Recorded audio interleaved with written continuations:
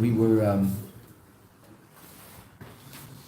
in order to understand Pode besholom, we learned in the first days that there are three different tkufas of Pode besholom. Shlomo Melech. Shlomo Melech was not Shlemus. The Shlemus of Pode besholom is Mashiach. And in Mashiach itself, Davka, the second Tkufa. Because in the first Tkufa, so life is amazing and incredible, and there's a Melech, and there's a Beis HaMikdash, and people are getting along, and there's peace in the world. But there's an even deeper state where all of metaphysical reality changes, and that's the second Tkufa, and that's where the pasuk, the God is Zevim Keves, that the wolf will lay with the lamb, that pasuk is the pashtus, that it's actually will happen in Gashmis, and even animals will be affected. Whereas the first tkuf is when that is only a mashal of the nations of the world with Am Yisrael. Then the Rebbe said, relative to the idea of Pode besholom, so there's also a reality of Pode b'milchama, right? And the Rebbe explains the difference between tefillah and Torah. Tefillah is a birur b'eifin shel milchama, and Torah is a birur b'eifin shel menucha. You sit calmly and learn Torah. Both the learner is elevated, and that which the learner is learning about is elevated. Whereas tefillah is a battle, because I have to directly encounter my nefesh habahamis. And the language of the Rebbe was, it's tzarich mavada lislavesh belevushe mizbader, that the one who wants to bring about the birur, the rectification, has to be clothed in the garments of the one who he wants to rectify and elevate, which means that we have to encounter our nefesh habahamis directly.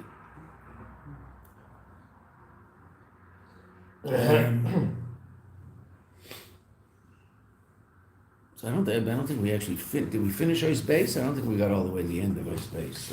No, we're right by Umizbader Mamela, which is 1, 2, 3, 4, 5 lines down. There's a period, right? That's Torah. But the beer is Mamela. It happens as a consequence, but not something that I have to actively involve myself in. Ukamesha Hayah Bimei Shlomo, as was in the times of Shlomo. And that is we read this to say that we'll read it again. The Shlomo Hayah Bim came. Shlomo was in his place, stayed in Yerushalayim, Bal Yedei Gedula Shmei, and based on the greatness of his name, Shenishma Gam B'Mekemes Rechakim, that was heard in far places. Nim Shechelav Me'atzman, people came to him themselves. Kamesha Kosev U'Malchus Shva Shem, it says Shema Shlomo. Interesting enough, that's how the Maggid worked. The Maggid didn't travel. The Baal Shem Tov traveled all over. The Maggid didn't travel. The Maggid stayed in his rich, and everybody came to the Maggid. Malchus Shva Shemes Hashem Shlema Tave Yerushalayim, and she came to Yerushalayim.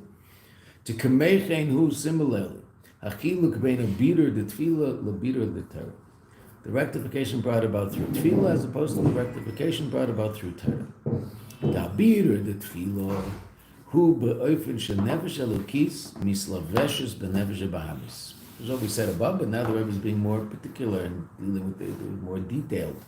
What is it? What's the mevader? The nefesh elokis. What's the misbader? The nefesh habahamis. Who's bringing about this rectification? The nefesh elokis wants the nefesh habahamis to be connected to a Kadosh Baruch Hu. That's the job of the nefesh habahamis, nefesh elokis in Elam Hazah. The most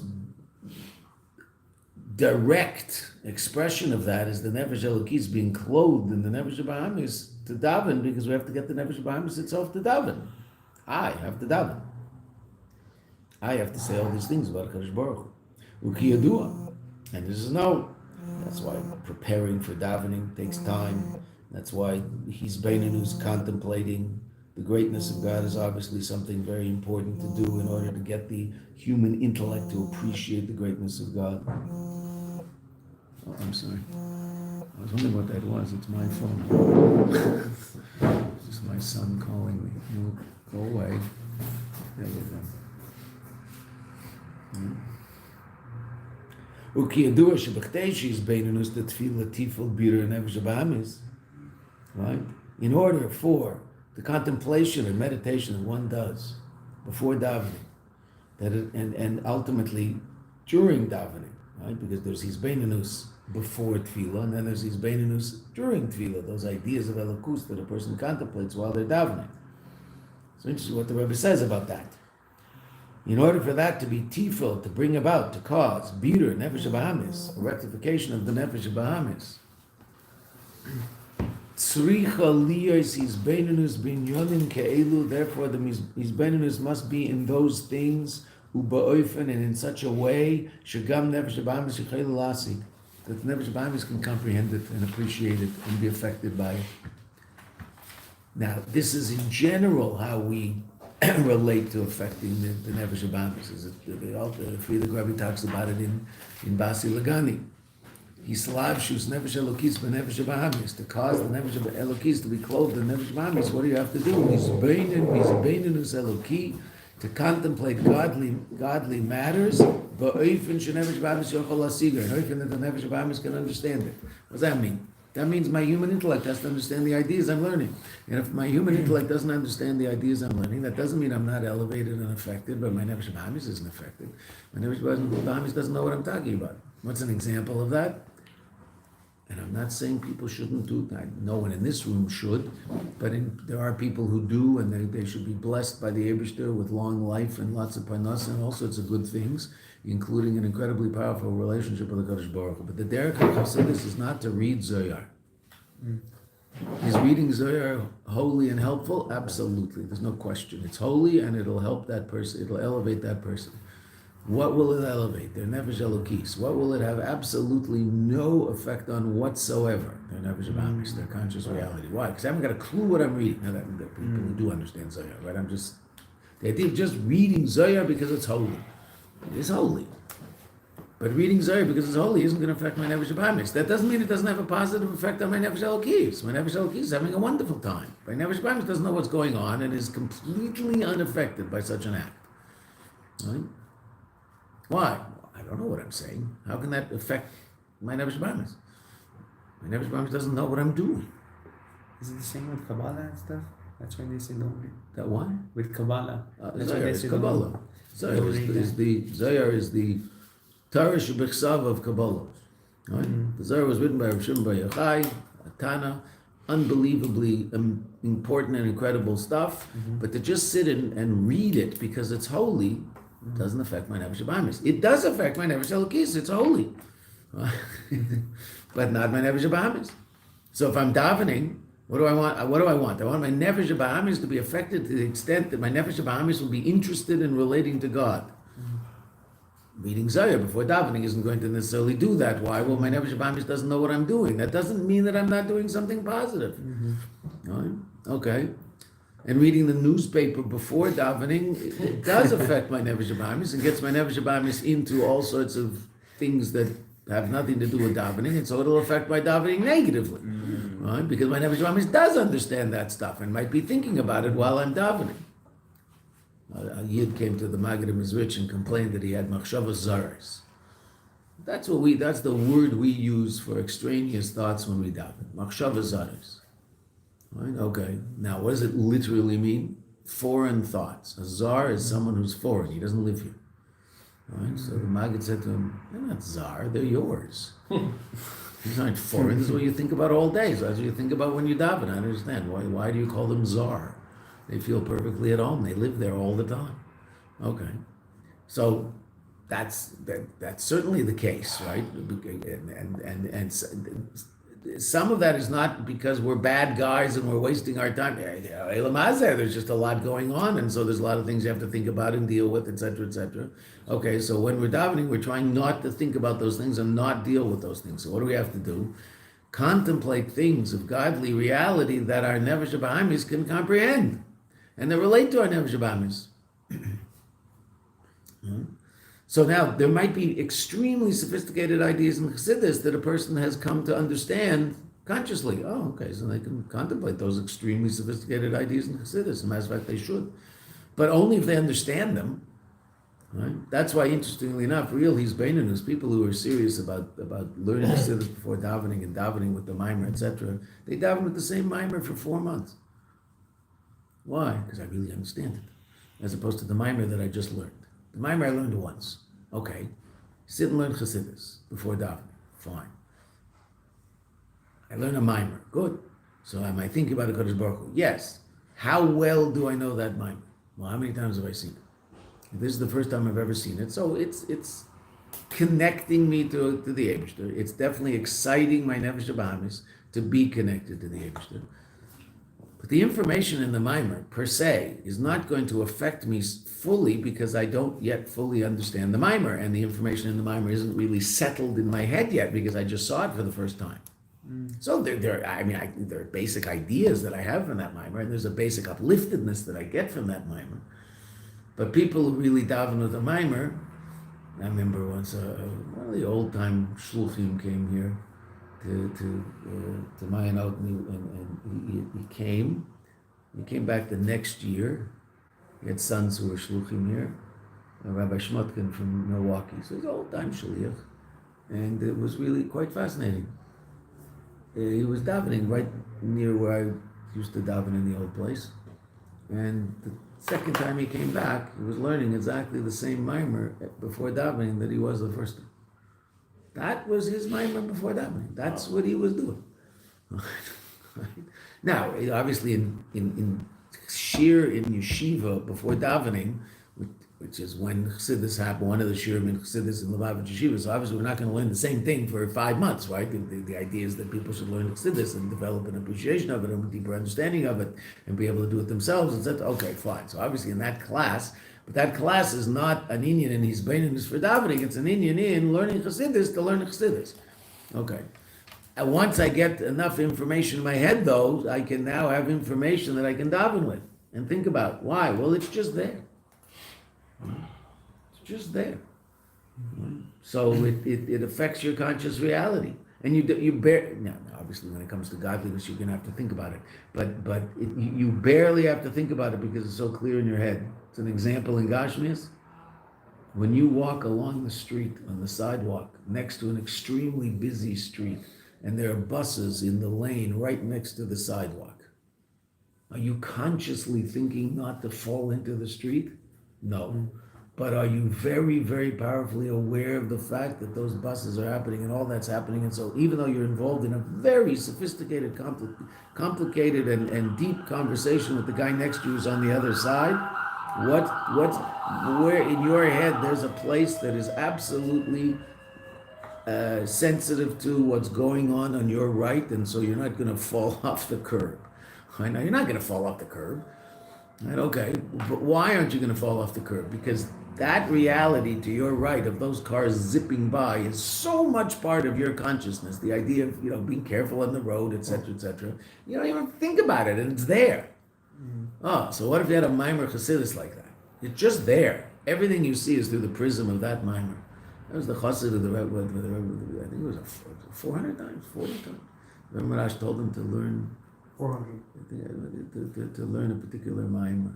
I remember saying to you guys it was 400, and then when I was thinking, was it 40 or 400? I have to look up the story again. But it might have been 400, whatever it was. That the chassid said that for the rest of his life, everything he saw was through the prism of that mimer. So now, if I don't understand it, that can't happen. So it has to be something that makes sense to me, that human intellect can understand. What's human intellect? My nefesh b'hamis. That's what the Rebbe says. That's why Chassidus teaches us about the Eibishter, the way Chassidus teaches us about the Eibishter, in a way that human intellect can understand, as opposed to just sitting and reading holy words. That's why when we learn Maimarim, they're on the level of understanding that we can understand. Yeah, there might be certain things in the Maimon that are beyond that. Okay, that's fine. But in general, I'm going to learn Maimarim that are where I am, right? And slowly but surely elevate that to a slightly higher place, slightly higher place. Mashein kein a bitter de Torah, ubederach memela. Right? The beer of Torah. I have to understand what I'm learning when I'm learning Torah, but I'm not, as we talked about yesterday, I'm not encountering the reality I'm elevating.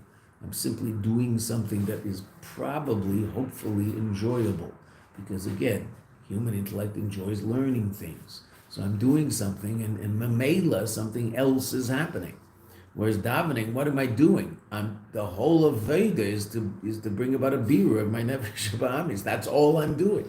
Now, I'm praising the Eibishter by doing that, but the whole idea is to get my Nefesh Abamis to do that.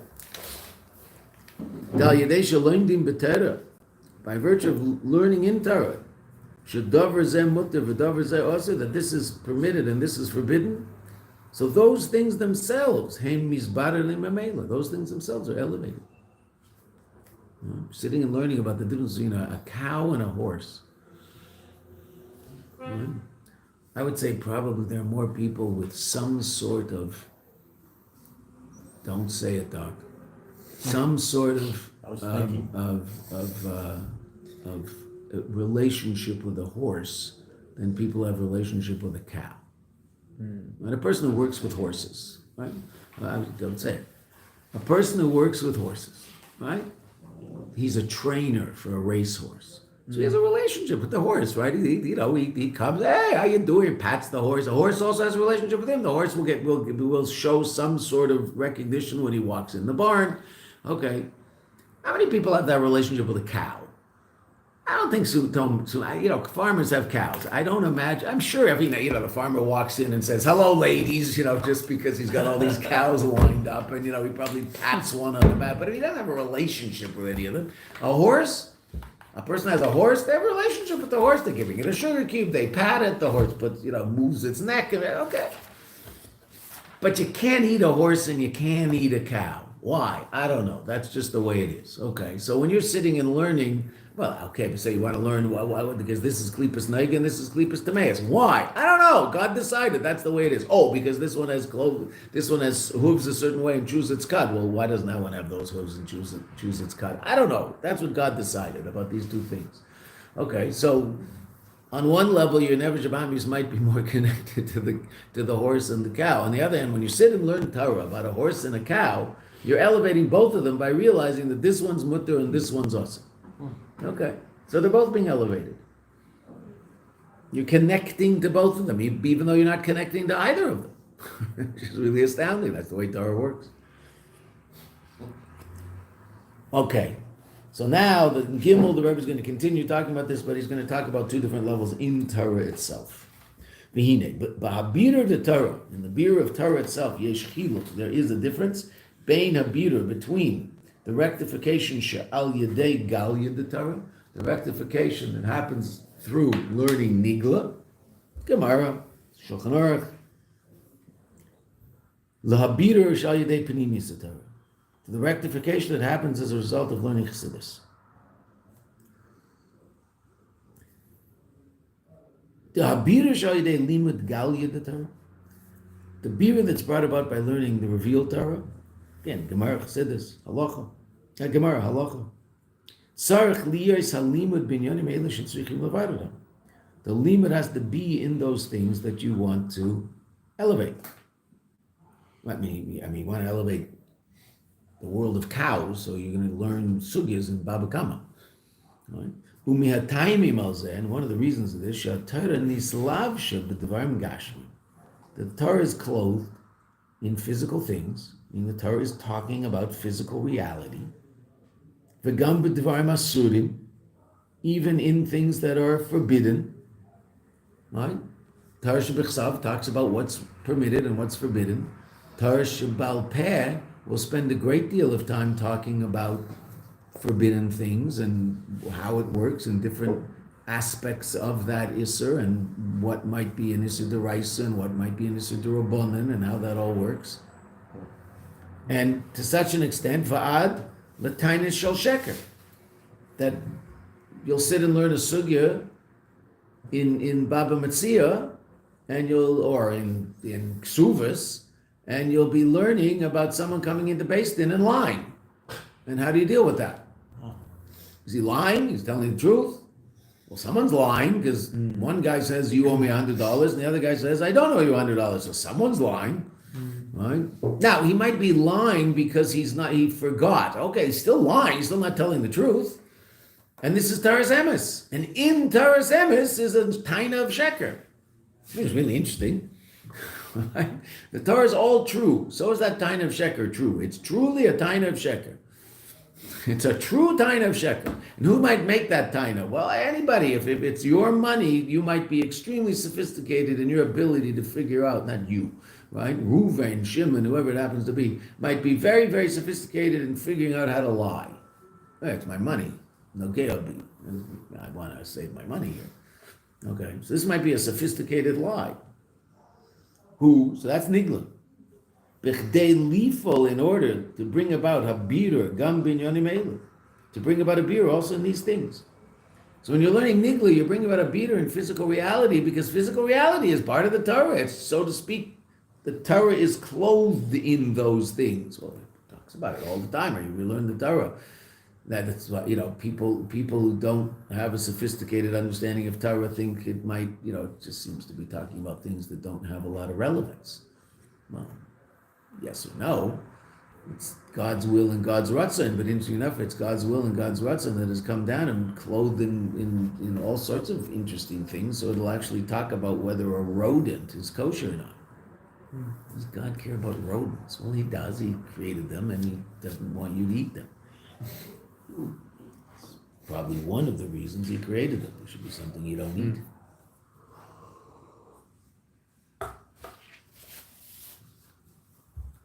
V'zeh, and the fact, shegam abira, also this rectification, shall yedei gal Torah, through the revealed Torah, nikra b'shem bira b'derech menucha.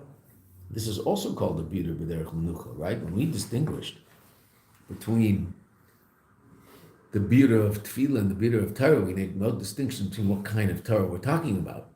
And as a matter of fact, the besholom that everybody brings when they talk about Perek Beis is dafka sitting and learning a Gemara about two cows, a cow and an ox killing each other, or one killing the other in a field. Right? We dafka talk about nigla. Right? And the bira of nigla, you're elevating that state of reality by sitting and learning in your living room with your Gemara. And I just want to say something that last night Rabbi Kaplan and I were sitting outside, and an elderly gentleman walked by, and we said, Shalom Aleichem. We started talking to him. Who was this elderly gentleman? A very, very sweet Jew. Born in, I think, Fort Wayne, Indiana. He's 91 years old. He's came to Israel in 1972. He's an endocrinologist. He was working in Meir Hospital it's near Kfar Saba, it's over there somewhere. He lived in Hod HaSharon for all those years.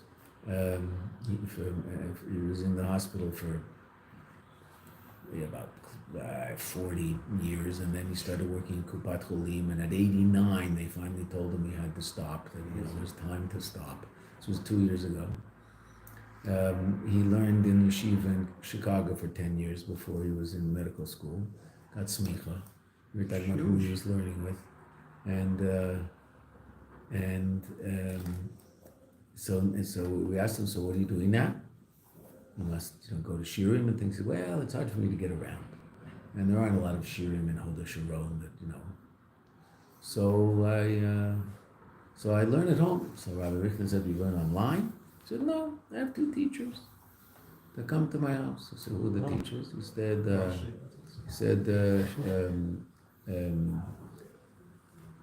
Schottenstein, but it's not called Schottenstein.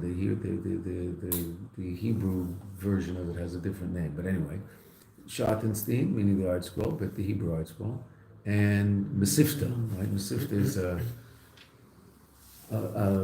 another commentary on the Gemara that helps people learn Gemara, but it's more complete than art scroll. So it's not in English. Art scroll started in English, now also in Hebrew, but it's not in English.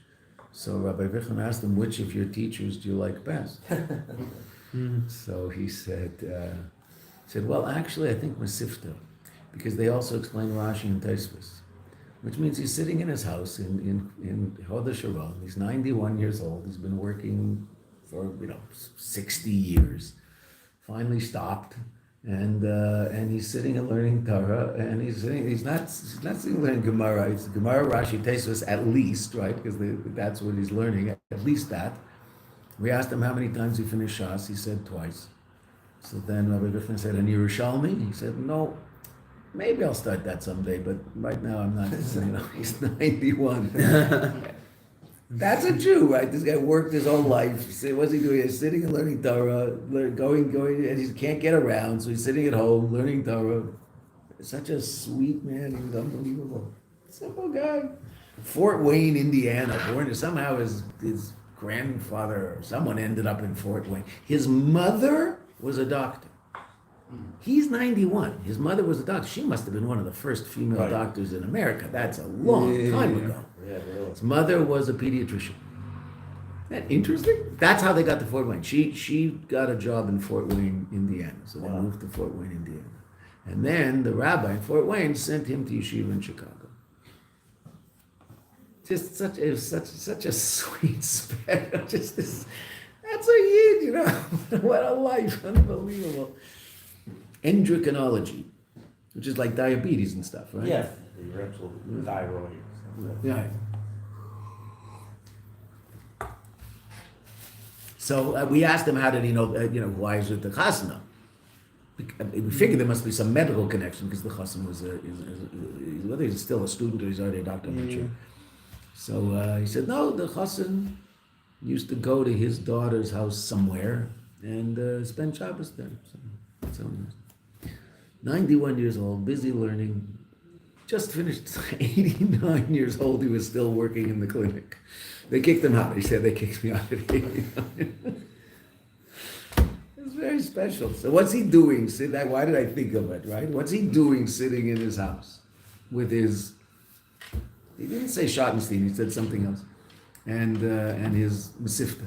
He's being Mavar of the world, right? He's sitting, bringing about a beer in the world, but he's just sitting, he doesn't have to deal with the cow, no smelly cows in his living room, just elevating them all. I guess he's going through Shas a third time, but he's going through Shas Gemara Rashi Tosfos, right? He's not zipping through Daf Yomi and trying to get it done. He's just sitting and learning. And if you sit and do that for a while, so you finish it and you start again. Gemara Rashi Tosfos. Once some Bacher asked the Rebbe about learning, and the Rebbe said he didn't like learning Be'iyun. So the Rebbe said, you don't like learning Be'iyun? Okay, so learn Begirsa. Just learn more quickly. Just do Gemara Rashi Tosfos. Tosfos is Begirsa. Okay. Fine. So that's what this sweet gentleman did. Menachem Shapiro. Oh, beautiful Jewish name. Menachem Shapiro. That was his name. Dr. Shapiro.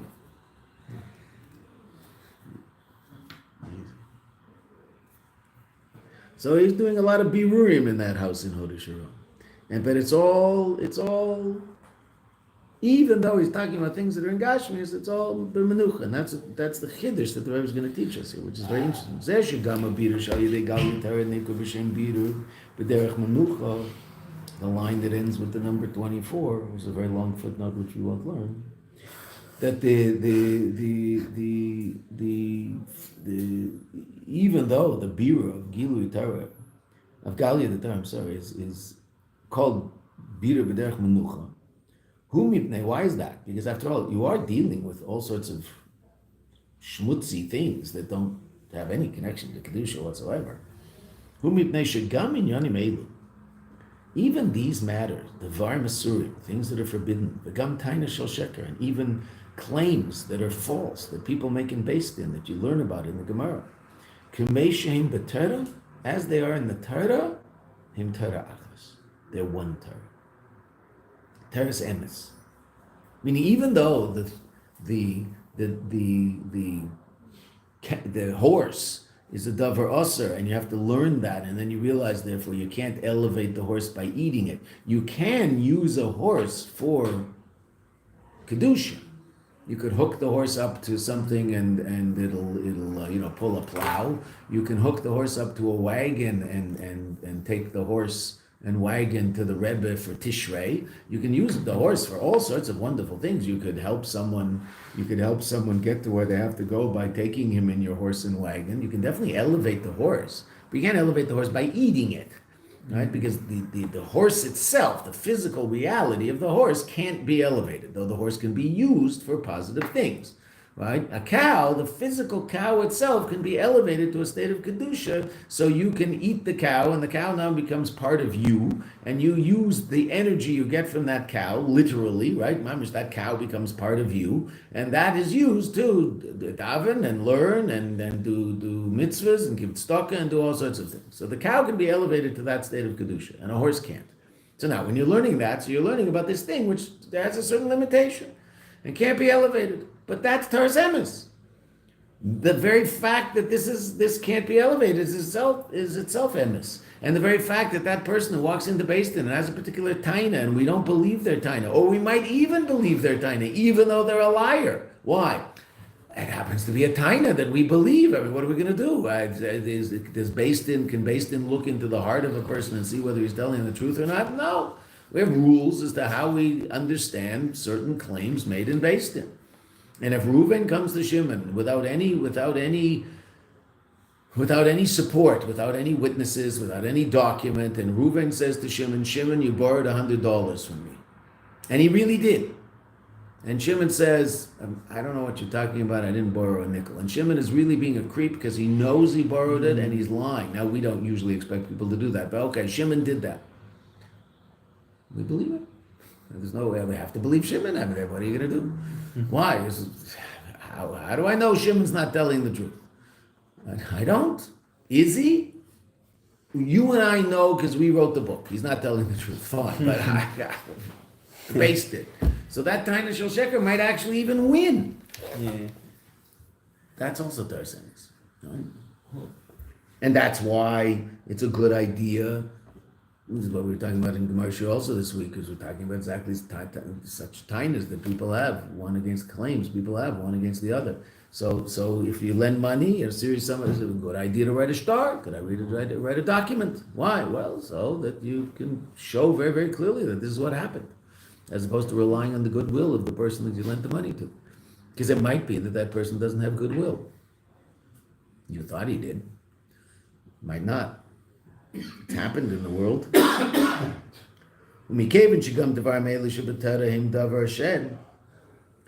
Right? And since these words that are in the Torah, they are the word of HaKadosh Baruch Hu, even though they're dealing with states of reality that seem to be completely contrary to godliness. Haloi kei devari ke'esh is my word not like fire. And what do Chazal learn from that pasuk? Ma esh le mekabel tuma af divrei Torah ein mekablim tuma.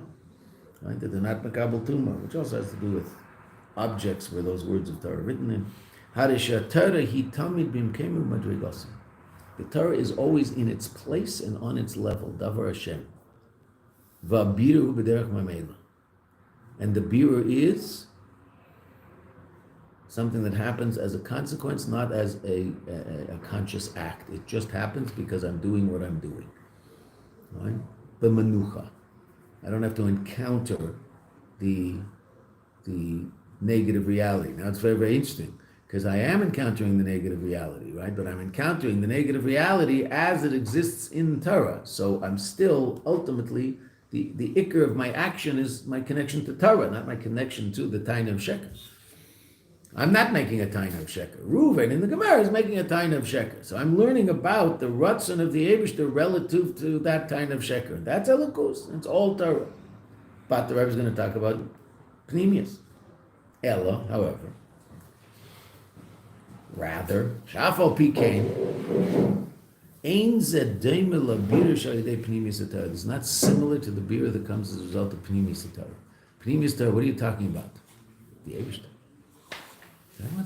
Every now and then, it's true, we'll talk about the Yetzer Hara, right? But mostly Nefesh Elokis, certainly our Rebbe's Torah, it's hard to find even a mention of the Nefesh Abamis in our Rebbe's time. He's mentioning it here, right? But the Rebbe talks about Nefesh Elokis all the time. That's what the Rebbe talks about. So these restrictions that I mentioned, they're in the same level. Well, we don't know. We haven't seen the second part yet, so we can't say they're on the same level. We know they're Torah. What's the difference between Nigla and between the Gemara and Nigla and Pnimis Torah? Say this. I don't know yet. I haven't read the rest of the paragraph, so I can't say anything about that yet. Let's see what it says. Ella, even though we just said what we said about Nigla, that it's Pashat the Eibishter, it's all Torah. Afal Pikein Ein Zedem, it's still not similar, La Bira Shai de Pnimis Torah, to the beer that comes as a result of Pnimis Torah. Why? The Habir Shal Yidei Galia the Torah, because the beer that comes as a result of learning Gemara, Halacha, etc. Harizeg Gufa, the very fact that the Torah speaks relative to physical and material things. This is, so to speak, like a descent of the Torah into a lower level. Look at footnote 29 for a second. He's quoting Tanya. Lar Mitanya, Perek Daled, when the Alter Rebbe talks about what a mitzvah is, and Torah in general, with learning Torah is the fifth Perek. Perek Daled, the Rebbe is talking about connecting to God through Torah. And what does the Alter Rebbe say about Torah? Nosa v'yardet, so to speak, traveled and descended, ad shenislavshe b'devarim gashmim, until it's clothed in physical things. Right?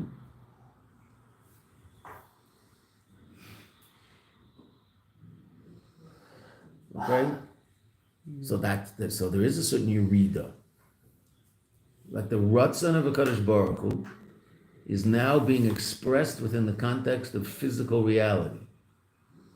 Now, that doesn't mean that the Ratzon of the Eibishter down here is any different than the Ratzon of the Eibishter up there, and that's why the Rebbe says it's all Torah.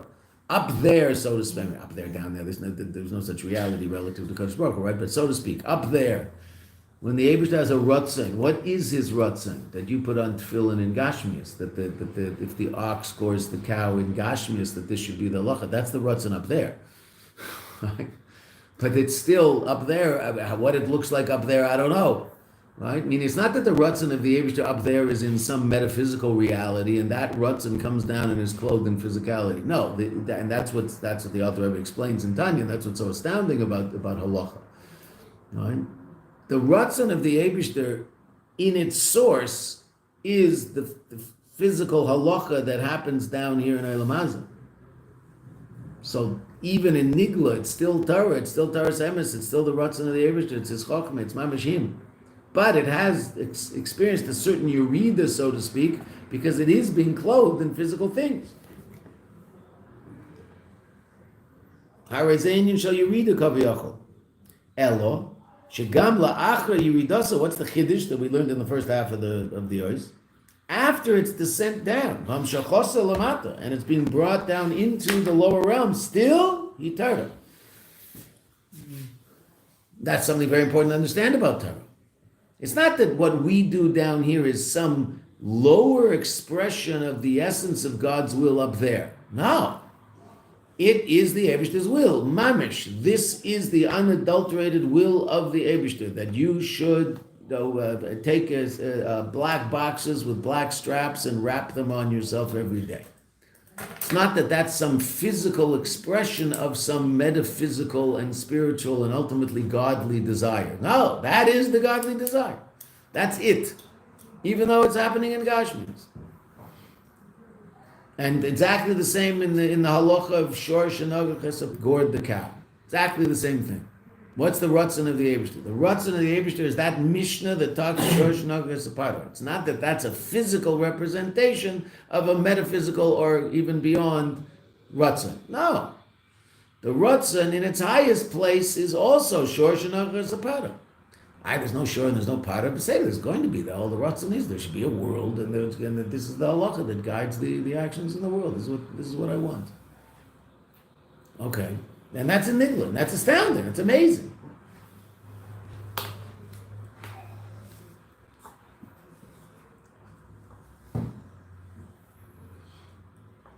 So that even though it's clothed in Gashmistic things, right? Ella, shegam lachra yiridasa, what's the chiddush? Even though after its descent below, from shakolamati Torah, davar Hashem, v'loishi yoredes umislaveshes binyan acher, not that chas v'shalom, this godly energy comes down and clothes itself in something else that, so to speak, isn't him. No. This is the Ratzon of the Eibishter. It's just being expressed in Gashmis. But that was the Ratzon to be expressed in Gashmis. That I want the Eibishter up there, I want that if an ox kills a cow, this is the law. If he's a tam, if he's a muad. Okay, but he's still called the Gashmas. Mashain came, Abiru Shalidei Pnimis Atara, Learning Chassidus, Mikei, which Pnimis Atara, he Ilana Dechayo, since it's the Eitz HaChaim, not the Eitz HaDas Tevera. Nigla is the Eitz HaDas Tevera. It's the tree of knowledge, good and evil. Oh, meaning there's Ra that's talked about in the context of Nigla. And much of Nigla is explaining this is Taiv and this is Ra. That's Eitz HaDas. And what is the famous Kuntrus Eitz HaChaim of the Rebbe Rashab, where the Rebbe Rashab explains that if they had eaten from the Eitz HaChaim first, then they could have eaten from the Eitz HaDas. Nothing would have happened. And if they'd eaten from the Eitz HaChaim afterwards, still that would have solved the problem, so to speak. And that's exactly why the Eibishter kicked Simple Pshat in the whole story. That's why the Eibishter kicked them out of Gan Eden, that they shouldn't taste from the Eitz HaChaim, because then they would be elevated back to the place they were.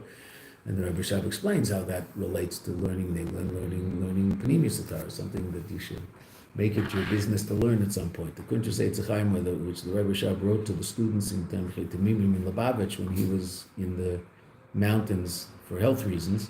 So he's explaining why it is we learn Chassidus and why it is the order of the day in the Lubavitch Yeshiva is the way it is. What's where does learning Chassidus fit? Where does learning Nigla fit?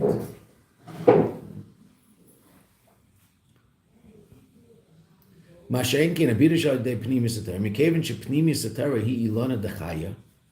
that mean? It's not clothed in tevera. It might discuss the source of the ra. Where does it come from? Okay, so it comes from a place called Klipa. Okay, well, how does that work? Okay, but you're talking about that in spiritual reality. So when you're talking about Olam Atayu, which we talked about in Mayim Rabim, and that Olam Atayu is the source of the Mayim Rabim, so the Mayim Rabim down here is Tirdas Aparnasa, fine. But what's Olam Atayu? Olam Atayu is a state of absolute Kedusha, absolute godliness. It's what's called Yesh to Kedusha. It's the source of Yeshus, and that Yeshus that expresses itself down here can be negative. But there, it's all Elokus. So even when you're talking about the source of Ra, you're talking about the source of Ra in Elokus. Talking about the Eibishter all day long. Especially Haskalah. Those aspects of Chassidus that don't talk about Avodah down here. Because if you're talking about Avodah, so then you are talking about the fact that, well, I have a Nefesh Abamis, and I have a Nefesh Elokis, and how can I figure out how to get my Nefesh Elokis to elevate my Nefesh Abamis? Get my Nefesh Abamis to be a mensch. Okay, so that's called Avodah. So we talk about that in Chassidus. But the Chassidus itself, I mean, what are we doing? We're taking an idea in Chassidus and using it to help us figure out how to do our Avodah down here in Elam Hazah. But the Chassidus itself, what's it talking about? The Eibishter. I want a Kadosh Baruch Hu.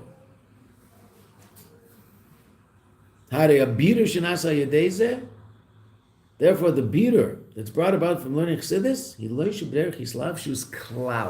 there's no islavshus, right? Okay, so that's the word that's run through this whole discussion. So there's now three different levels of so-called islavshus. Well, there's a level where there isn't any, right? There's the level of tefillah where the whole of Veda is islavshus. That's all there is.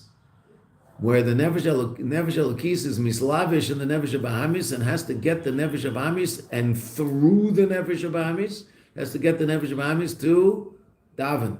Very hard. A battle royal. A krav. Hand-to-hand combat. Okay, that's one level. The next level is Torah, which is B'derech Menucha, calm. But there's two levels of Torah. There's the level of the calm of Torah, and why is it calm? Because it's still Torah, and it's still an imposition of the light of the Eibishter on reality, as that we're discussing in the Torah. So that light illuminates the darkness without me having to do anything other than just turn on the light. Well, how do I turn on the light? I sit down and learn some Torah. But there's two different levels of that, because there is a level of the Torah where there is some level of islavshus in physical reality, and that's nigla. Even though there's islavshus in physical reality, even though I'm dealing with physical things, still, because it's Torah, it illuminates it b'derech menucha. So there's an even though in there, but the even though is real. It's still illuminating and elevating. B'derech mamela, menucha, calm. I don't have to be out in the field with the cow and the ox. But there's an even higher level, where there's no islapshus at all. There's no involvement in physicality at all. I'm shining a light onto the physical world and elevating it by virtue of transcending it completely and dealing with levels of reality beyond it. That's it. Okay. Now, how does this all play out? Well, let's see. I mean, we're just beginning the Maimon. Rabbi, Yeah. what does it look like to be davening, without the being enclosed in the will of, to be seeing it as the will of Hashem? Isn't that what everybody does? I mean, it's hard, but isn't that? Beseder, but it is the davening is the will of HaKadosh Baruch Hu. Whether it's a Deraisa or the Rabbanan is a Machlekes Rishonim, okay, Beseder, the Rambam and the Ramban. Okay, Beseder, but that's a separate issue. That being said, the Aveda of Tefillah, there's no physical props. It's just you being your Nefesh Elokis, who wants to bring about some reality in Elam Hazeh. It's just you and your Nefesh Bahamis battling it out as to whether or not the Nefesh Bahamis is going to get its way and I'm going to think about breakfast, or the Nefesh Elokis is going to get its way and I'm going to think about God. That's the battle.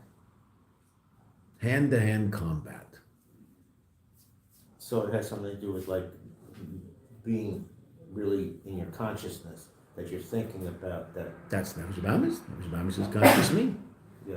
That person I call I. What's that? That's my Nefesh Bahamis. That's why it's not bad, the Nefesh Bahamis. It's just existence down here in Elam Hazeh, the fact that you and I have a consciousness of ourselves. And it's a very, very powerful consciousness of ourselves. So that has advantages and disadvantages. Okay? A Malach does not have as powerful a consciousness of self as you and I. Doesn't have a Nefesh Bahamis. Right? Is he aware of the fact that he exists? Yes. But he's also very intensely aware of the fact that that existence comes from HaKadosh Baruch Hu, and he doesn't experience the idea that maybe I'm just this independent being who's allowed to do whatever I want. That doesn't exist in the world of a Malach. That such an idea is just it's not only a ridiculous idea, it doesn't exist there, that idea. It would never enter his consciousness. It's not part of his so-called, as a Malach have all this subconscious, superconscious. It's just not there. The consciousness of the Malach is Elokus. I exist to express God's will. That's what I am. Okay, does a human being feel that way? If he works very, very hard for a very, very long time, he might come to a place where that's basically how he relates to himself. Okay, but that's a lot of work, because the nature of the Nefesh Bahamis is that it doesn't think that way. The nature of the Nefesh Bahamis, even the Nefesh Bahamis that grows up with all sorts of positive ideals and ideas about Torah, mitzvah, Shabbos, kashrus, that Nefesh Bahamis, until it, once it becomes an adult, still has to do the work that everybody else has to do, even if they started late. And what does that Nefesh Bahamis have to do? My life is not about me, it's about God. The nature of my Nefesh Bahamis is it wants my life to be about me. So what's my life? Oh, my life is Judaism, because I grew up a religious Jew. Okay. My Judaism, my religiosity, my progress, my growth, that's all Nefesh Bahamis. At a certain point, the Nefesh Bahamis can get to a point that it's not about my this or my that. It's just about God, neto. Can a Nefesh Bahamis get there? Yes. Do most Nefesh Bahamis get there? Probably not. I mean, I would assume not, right? Look around. It doesn't seem to be that way. Okay. Does that mean people are terrible, horrible, and disgusting? No, not at all. Okay. Where do we see it expressed most completely that I'm probably not one with God in my conscious reality? As soon as I start to daven, it becomes rather obvious, doesn't it? Right? Because I find it so hard to do. If I were one with God, it just wouldn't be hard to do. I don't think you and I have a hard time conversing with each other. Like at the end, they go, oh my gosh, that was hard work to concentrate on that conversation. We just talk. Why? Well, because you're part of my conscious reality. I'm part of yours. That's natural. That's real. It doesn't take work to relate to. So we have a schmooze, okay? And you'll talk to me, and I'll listen, and I'll talk to you, and you'll listen. And it's not an avodah. It's not a milchama. It's just life. It's very pleasant. It's life. Okay, but I'm trying to do that with God. It doesn't work that way, right? Why can't it? Why can't I just open the siddur and instead of having a conversation with the guy sitting next to me, I'm now having a conversation with God, which is what davening is. It's true, he doesn't quite react as obviously as the guy next to me. I get that. The guy next to me, if the guy next to me, and every time I tell him a joke, he looks at me, I'll probably stop talking to him. Okay, so, but I'm not going to stop talking to God even though I don't hear him responding. Mm-hmm. Are there people who do hear him responding? Yes, I think they're called tzaddikim. I think they hear him responding. Okay, every now and then we see that, things that happen that are, last night, Rabbi Teichtel, the shliach in the University of Kansas, was the head of the Jewhawks. So he's a very special guy. He's a bunch of brothers on campus. There's a brother in Arizona State. There's a brother in University of Illinois. There's a brother in Kansas, and they're all very special. So he told me an amazing story that just happened Sunday. That at Pgisha, a young girl from his campus decided that she wanted to come to Mayanot to learn, but she doesn't have the funds for it, and she's very upset. She wants the funds. So she went to the Rebbe Sunday, she went to the oil, and she asked the Rebbe to please help her get to Mayanot to study because she wants to go learn Torah. But she just can't figure out how to make it work financially. Fine. So Sunday night, the University of Kansas students who were at the Begisha were at some dinner with the Teichtels, and some couple, he says, I'm not exactly sure how this couple showed up. But there was a couple from Flatbush that was there, religious couple, and they were there, and he's not sure why they were there, but they were there. Maybe they were friends of the people whose house they were having a meal in. He wasn't sure, but they were there. And they went around the table talking, it was after Pagisha, so Rabbi Teichtel asked everybody, what's your hachlota, what's your positive resolution from Pagisha? So this one said this one. So she said, that to learn Torah in Israel, and I really hope I can overcome all the obstacles. So the woman, who was this visitor who no one knew, someone must have known them, right? So they didn't know them. So they said, what are your obstacles? So she said, I can't afford it. She said, I'll pay for it. That davening seemed to work, huh? So it was a few hours later. She went to the Rebbe and said, Rebbe, help me out with this one. Okay, so the Rebbe, I don't know how he does these things, but he does these things. And whatever, he worked it out, that the right person was going to be sitting in the right place. Right? So the Rebbe has a direct line to the Eibishter and gets the Eibishter to help us all out. Right? So this woman said, okay, so this girl, Beth Shem, is going to be coming.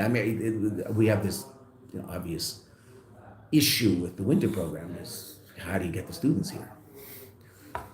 I saw a note, one of the guys wrote, I can't wait to come to my note, but I'm having a problem. The only tickets I can find are $5,000. That's what's going on, right? That's literally what's going on. So he wrote, it was really funny, it was very cute. He wrote this to Chabad on campus, they sent it to us. Does Mayanot have any connections with the airlines? Yeah, we'll go to United Airlines. Could you guys start flying? Just fly one plane. We'll put some guys on it. Just fly a plane. We're in like this with the head of United Airlines. What do you want us to do? We're also stuck. Right? So, we're trying to explain to them, find a place in Europe and then come from there. But when you're coming from there, you come on El Al, Israel, Arkia, if you want to take your life in your hands, or whatever else happens to be flying, but there's very few. You can fly to Ethiopia and come up from Ethiopia.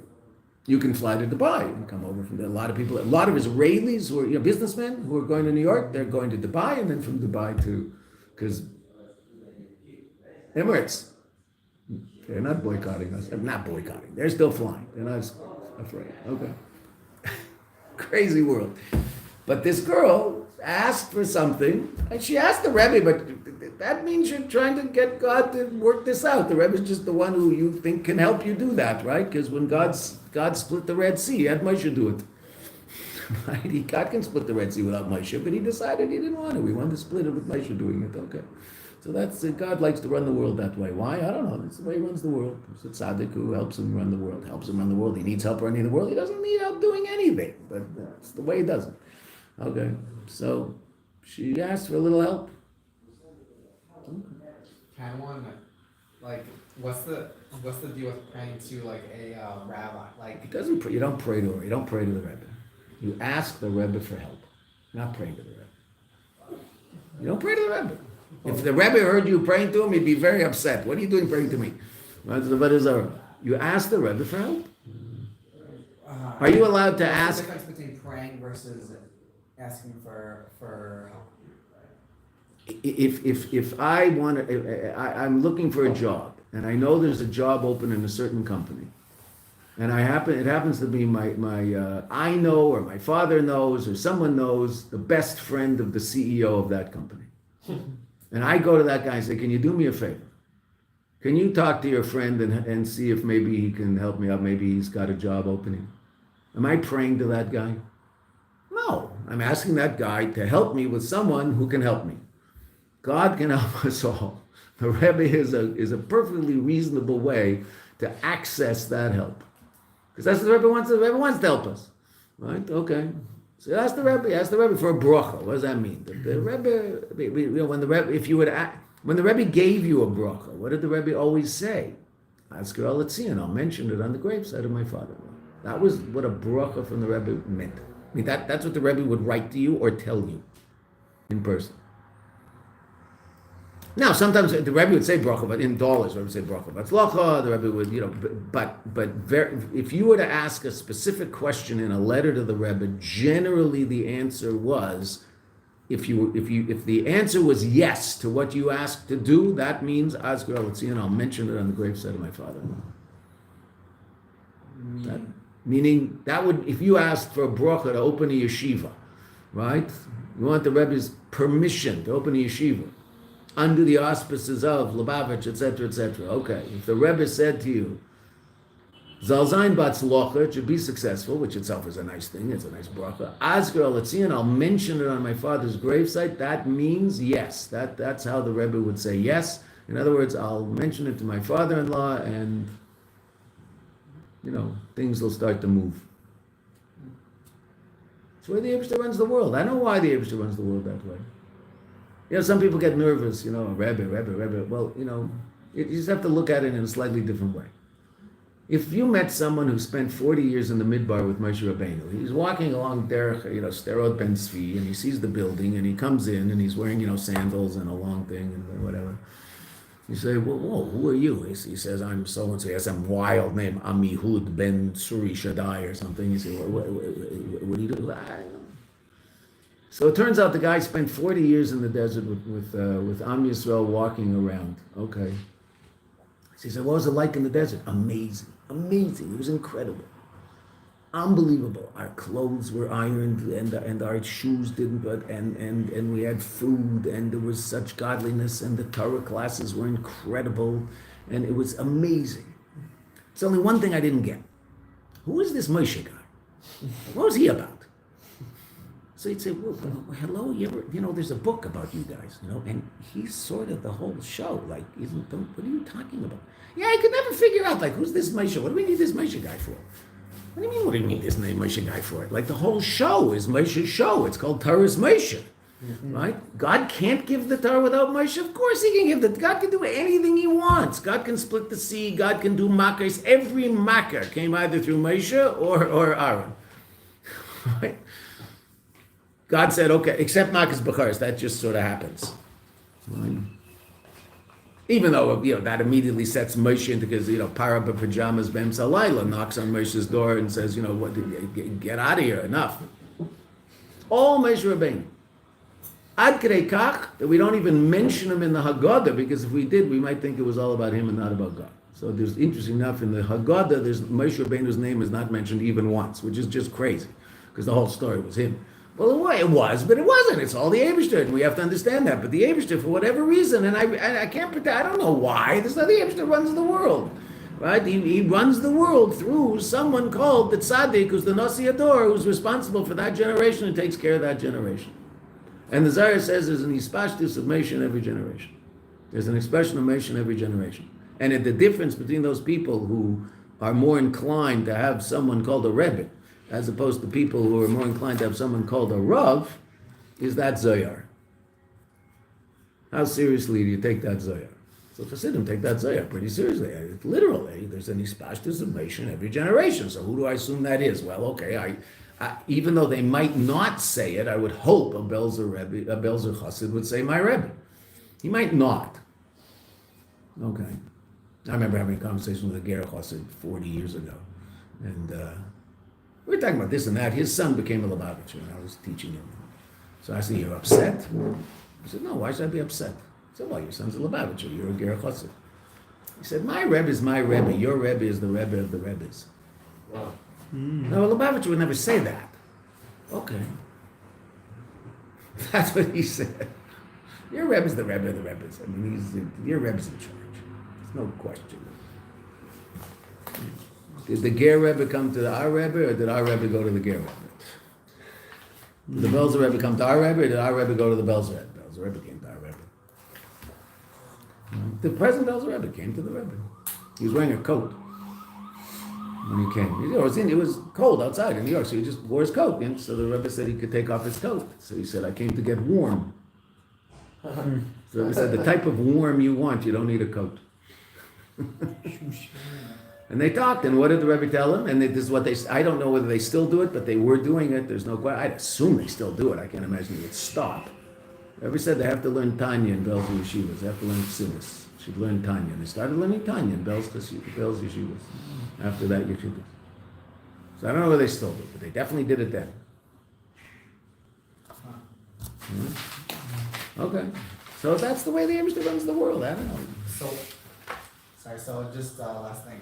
When one goes to the Rebbe, he shouldn't just like ask the Rebbe for things. He should specifically say, "Can you tell Hashem?" No, I don't have to say that. Or that's implied. Yeah, that's asking the Rebbe for help for something. Ask the Rebbe for a bracha. That means that you're asking the Rebbe to. Now, in all fairness, interestingly enough, the Rebbe can also give you a bracha. How do you know? Rashi and Chumash. First pasuk in Lech Lecha. Second pasuk. Is there a Chumash? Do we have here? There's a Tanakh. A Tanakh. Good enough. Thank you very much. Oh, this actually has Rashi. Here, let's look. Rashi and Lech Lecha. This is not esoterica. This is downtown Judaism. Right? I know where it is. I'll find it. Thank you. Here we go. Rashi, Lech Lecha, right at the beginning. Right? So what does it say? Ve'escha l'goy gadol, second pasuk. I'll make you a goy gadol, v'avarechacha. I'll bless you, v'agad l'shmecha, and I'll make your name great. So Rashi explains that these are the three things that might dissipate on the road. Don't worry, I'll take care of all that. V'heyeh bracha. So that part of the pasuk really doesn't make a lot of sense. It means like heyeh bracha, it will be bracha, or you will be bracha. So what does Rashi say? Is there no Rashi? Oh, there's no Rashi here. Okay, maybe they have it anyway. Anyway, whatever. What does Rashi say? Oh yeah. You will be the source of bracha. I'm giving you the power to give bracha. Now, Chassidim will say, okay, that's Avram, Yitzchak, Yaakov, Rabbi Akiva, right? But that kayak was given to tzaddikim in general, right? And to all of Am Yisrael. Because the Gemara says that the bracha of a simple person should not be simple in your eyes. It should not be light in your eyes. A Jew gives you a bracha. Don't take it. That's a serious thing. A Jew just gave you a bracha. That's a real thing. Because a Jew is a real thing. Because a Jew is connected to the Eibishter. Wait until you see what the Rebbe is going to say about every single one of us and every single mitzvah we do in this mind.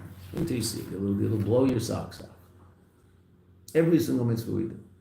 Who we are, what we're about. So, okay. So a Jew gives you a bracha. It's a beautiful thing. I know now it's a thing, only if you have a birthday. So birthday boys run around giving people brachas. I don't know exactly where that started, but whatever. Mazle Gever, So they give brachas. Okay. But any Jew can give a bracha. They don't give brachas to Jews. Right? Baal Shem Tov says that if someone says Shalom Aleichem to you and you don't answer him, you're a ganef. Whoa. You stole from him. What did you steal from him? The bracha back. He said Shalom Aleichem. He gave you a bracha. There should be peace upon you. You should have a good day. And you stole that from him because you didn't answer him. Even if you didn't answer him, the Rebbe talks about this in Sikhas, even if you didn't answer him simply because you were distracted and before you got around to answer him he wasn't there, you should apologize to him just as you would apologize if you stole $100 from him. Call him up and apologize. I didn't answer your Shalom Aleichem. I'm sorry, I was in the middle of a phone call and I couldn't. And by the time I turned around even just to nod, you were gone. A ganef. That's what. Whoa. Why? Because he gave you a bracha. So he said, yeah, he gave me a bracha. He's a simple Jew. He's a simple Jew. It's not a simple Jew. I just saw a line. It's so funny. Someone sent it to me, and it's shtus, but it's not. I mean, apply it to real life as opposed to what it was being talked about. It was the Democrats are the donkeys. Okay, so a donkey is talking to Donald Trump. And he says, how did you get the ordinary American to vote for you? And what did he answer? I don't think they're ordinary. Wow. Okay, it's stupid, Donald Trump and a donkey. That's very real. Amazing. I don't think they're ordinary. And that is the message he kept giving to people. But okay, don't throw him to the side. He's obviously got his place in this whole show. But the Eibishter doesn't think we're ordinary. So the Jew that just gave me a bracha, he's not ordinary, he's a Yid.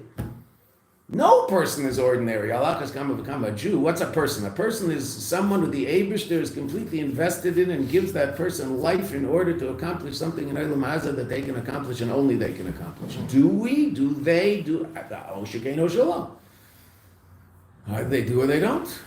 Right? If I spend my time worrying about myself, I won't. If I spend my time worrying about things a little beyond myself, I might. Who knows? But it's not like I should be sitting there and wondering, where am I in that? Because then I'm also just stuck in myself. Just go do good things. Just life is this opportunity to just get good things done all the time. And the Eibishter, and the Rebbe talks about it all the time. Just do another mitzvah, do this, do that. The Eibishter likes when we do good things. The Rebbe keeps us so busy. The Lubavitcher men, what do? Sitting in line, waiting in line in the supermarket or waiting in line in the bank. They've got their phone out. What are they doing? They're learning their 3 prakim of Rambam. What are you doing learning in line? The Rebbe's got us doing so much things. There's no time. Okay, good. So the Rebbe's got waiting in line in the supermarket. Obviously he wants us to learn Rambam for all sorts of reasons. He gave us a reason. All of the Jewish people should learn all of the Torah together, and that'll help bring Mashiach. And the Rambam's the one book where all of the Torah Shabbat Peh is written in one book. Okay. So the Rebbe said when he started talking about learning Rambam. Okay, great. But it also is just astounding that the Rebbe keeps us so busy all day doing good things. We're just busy. We just don't have time for anything else. Oh, that's very much part of the Rebbe's understanding of Avodah. And that's really Malchus. It's interesting. Because Malchus is more quantity than quality. Going out on Shlichus is about quantity, not quality. Saving those Jews, just get 150 Jews in your Chabad house Friday night and make Kiddush and sing a couple of songs. Is there a quality of Yiddishkeit happening in there? Well, not a lot of quality of Yiddishkeit happening in there at that particular. But the quality is in the quantity. Just get more Jews in the room, they should just hear Kiddush. Just get more Jews to put on tefillin. That guy who puts on tefillin on the airport before he goes on the plane. Wow. Wait, hold on. You want to put on tefillin? Good. Here's a Sefer Chassidus. Learn this for an hour and then we'll put on tefillin. No. Just put out your arm. Don't talk. Right? They all talk in the middle, right? Wait, is that 7? Shh, don't talk. Oh, dummy, you have to make another book. Okay, we said it doesn't matter. Wrapping him up as fast as you can so he won't talk. Okay, he got it on his head just as he's about to say something. Baruch Hashem, you saved another book. Quality? I don't know how much quality there is in that. What is the quality? No chayid, put on tefillin. Baruch Hashem, that's the quality of it. The quality is in the quantity, and that's Malchus. Malchus, that's our generation. Malchus is bringing it all down and having it spread out everywhere. The quality is in the light of the 6 levels of Zoh. And then that comes into Malchus, and Malchus spreads it out to a lower level. That's Malchus in every world. What's our generation? Malchus. It's going to be the revelation of Malchus. It's the 7th generation, which is Malchus. What are we all about? Hafatza. Get it out there. Those people who are out there. Well, the Rebbe himself. I understand. The Rebbe, I remember once asking Rabbi, what does the Rebbe do in the room? He said, he learns Torah all day. So, but he runs the world. I say, it's time for that also. So he takes care of that too. But you think about how much time the Rebbe spent with us. All of the Rebbe, especially our Rebbe. Hours and hours and hours. 5 hours on a Sunday. The Rebbe and his brother were once seen, Shabbos afternoon, learning. Someone saw them learning and they came back 2 hours later, they were 60 blot ahead. They had gone through 60 blot in 2 hours. If you know it about pay, you can just go through, the Rav was Kashan, the Bayah, the Taisva said like this, Rash says like this. The Rebbe finished Shas every single year. He made a siyum on Shas and Yom Tov every single year. Wow. Okay. So what could the Rebbe accomplish in those 5 hours that he was giving us dollar bills? Quite a bit. That wasn't what he was interested in doing there, was he? He was interested in the simplest Jew. Once a young girl, a young Israeli girl, walked by the Rebbe and she wasn't dressed properly. And the Rebbe said, go home and put on some new clothes and come back. I'll give you more. She went back, she was staying in Queens. They ridiculed her. Yeah, you see, he's the same as everybody else. He's not even going to know who you are. He's not going to remember you. So many people go by. I said, I'll try. Just put on some clothes. Came by. And I said, gave her $2. Knew exactly who she was. Right? So she was a kli for that. Some other people, the Rebbe wouldn't say that. But this girl was a kli for that. So the Rebbe said, you know what? You could do this. It'll be good for you. Every single one. One by one by one. Hours taking care of Jews. That little boy, right? You told that story about the little boy with the, that must be 100. Right? Okay. How did I ever know? A friend of mine, this is a dream, okay, to say it, but still, a friend of mine always wondered. He was a student in Morristown in the 70s, late 70s. He used to go every Shabbos to the Rebbe's for bringings. And he always wondered, does the Rebbe know who I am? The Rebbe sent him on shlichus, but does the Rebbe really know who I am? Am I just like, he always wondered. So he was thinking about this about 15 years ago or something. Did the Rebbe really know who I was? So he's sitting having a family dinner, and his daughter said, I had an interesting dream about you last night. I dreamt about the Rebbe. He said, yeah, what happened? He said, well, I saw the Rebbe, and the Rebbe asked who I am, and I introduced myself, and the Rebbe said, your father used to come to my farbrengens. He got his message. The Rebbe knows exactly who you are. His daughter had the dream. He was thinking about it. It's bothering him. Rebbe really know who I was? Your father. Come to my farbrengens.